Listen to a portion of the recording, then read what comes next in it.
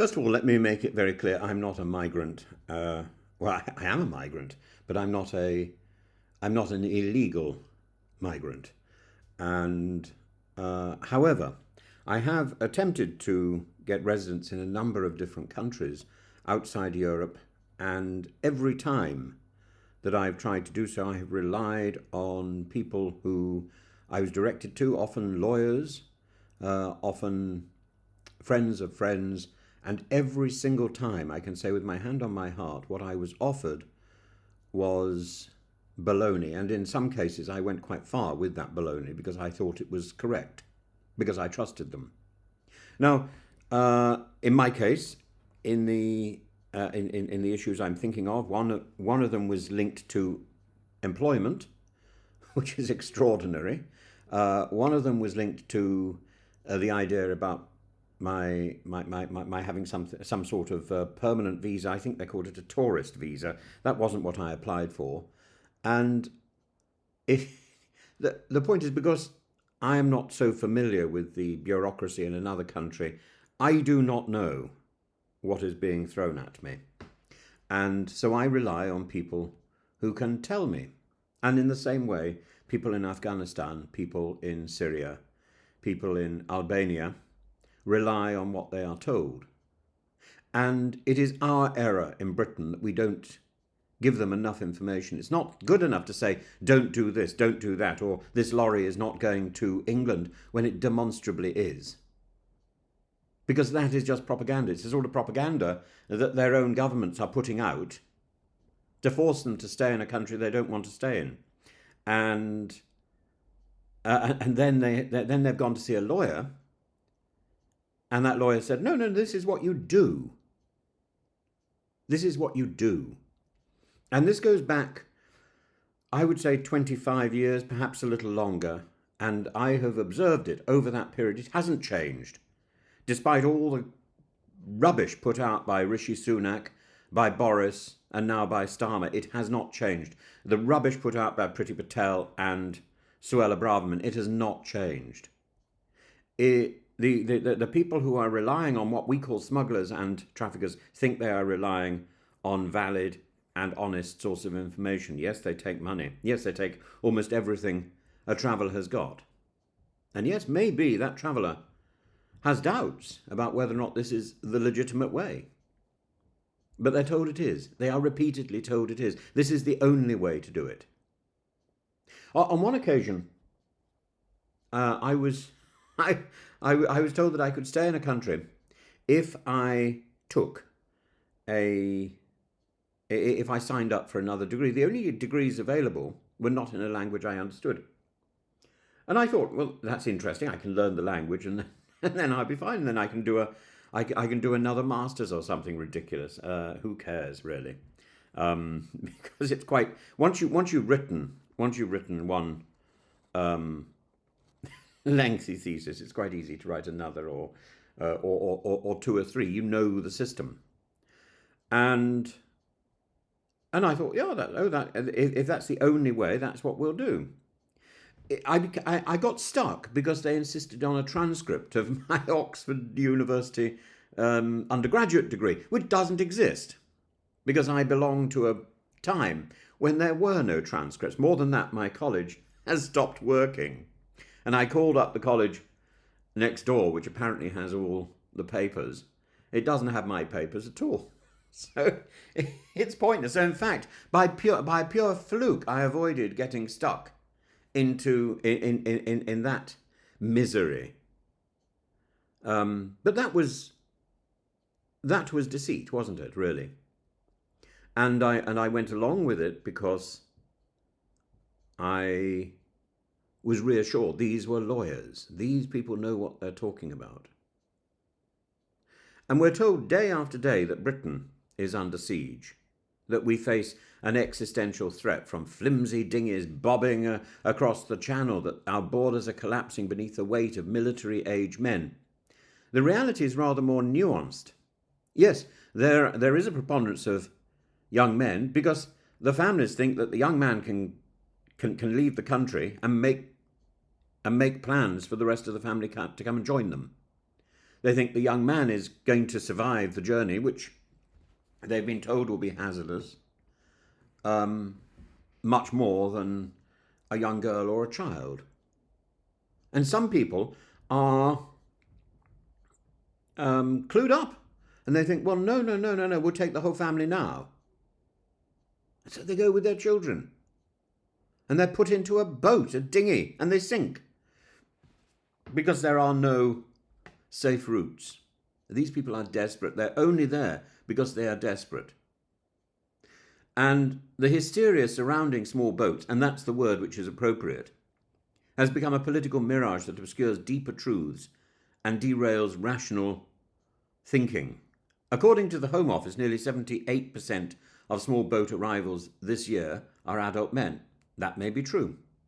But dig deeper. The Refugee Council, using the government's own data, found that 61% of those crossing the Channel are ultimately granted refugee status. That means they come from places like Afghanistan, Syria, Iran, Eritrea, countries defined by tyranny, by war, and persecution. So we are not, by and large, talking about economic migrants elbowing their way into our country, but desperate people seeking a legal system to claim asylum according to the 1951 Refugee Convention via the only route they believe might work, because that's what they've been told works.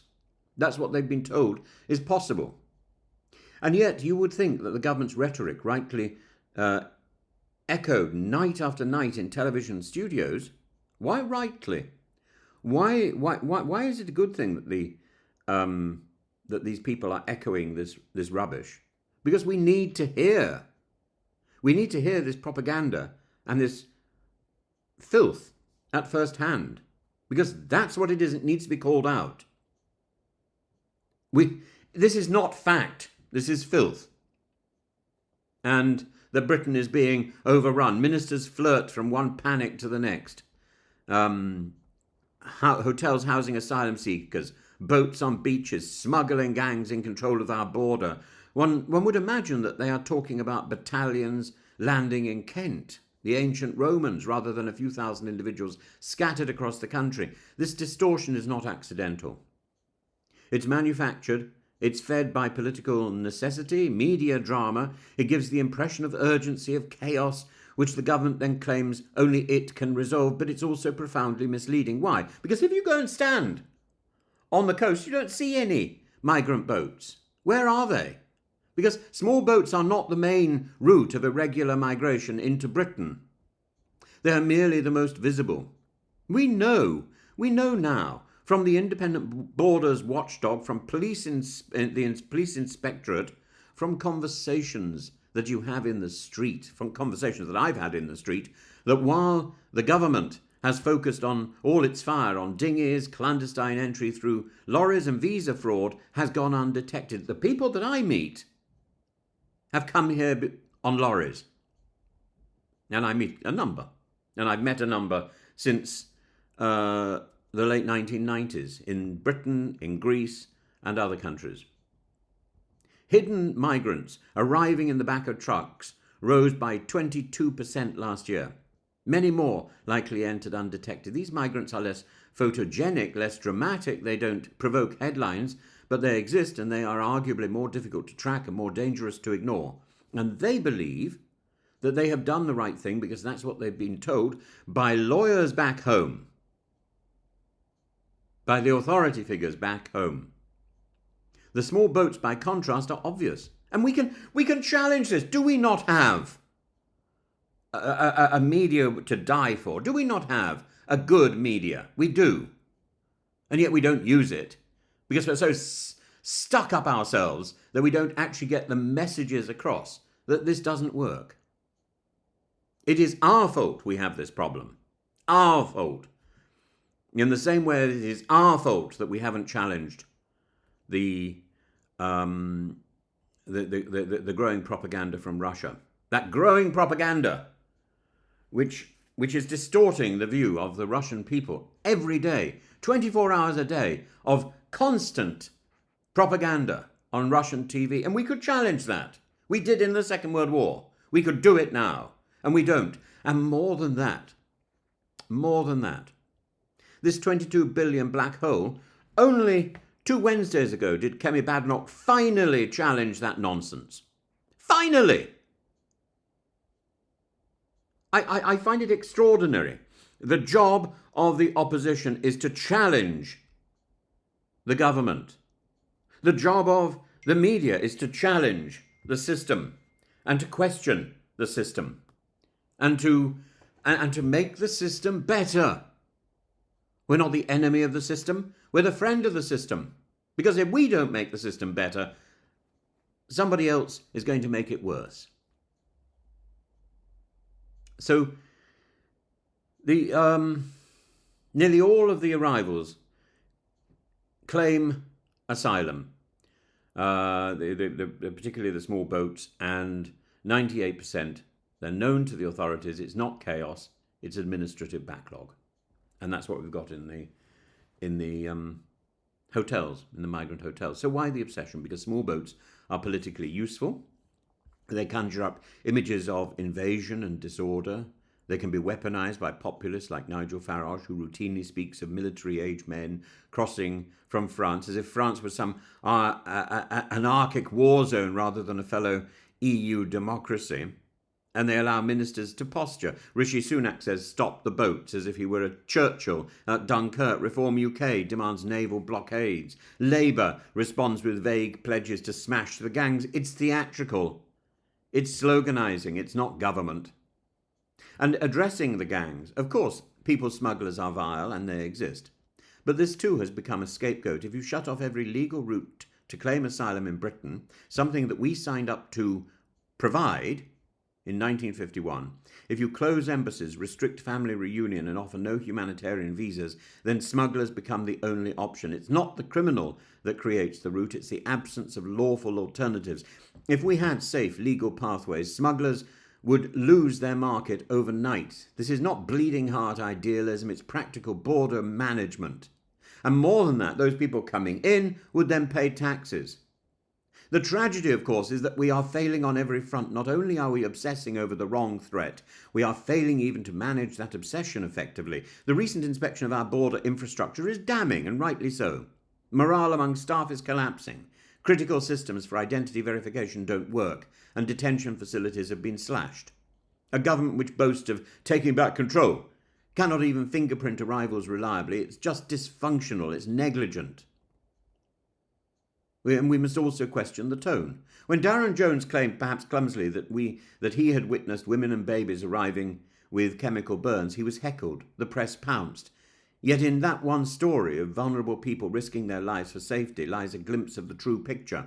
This is a humanitarian issue before it is a political one. To reduce it to demographics, military-age males, is to drain it of human dignity. And so many of the reform shrills go on and on and on about statistics. Statistics can be made to say whatever you want them to say. And what are the larger consequences? The fixation on small boats is not just policy but priorities. It diverts resources from wider immigration enforcement. It undermines asylum integrity by conflating illegality with desperation. It poisons the public debate, and it risks leading us down into ever darker paths, from the ludicrous Rwanda deportation plan to the disgraceful use of barges and bargained off human beings. In truth, Britain is not full, nor is it being invaded. It is facing a challenge, one that requires competence, compassion and clarity. But none of these virtues can flourish when the very terms of debate are warped by fear and political theatre, whether on Newsnight or in the ranks of reform. We must stop thinking about small boats as if they are the problem. The problem is small-minded politicians and a broken asylum system.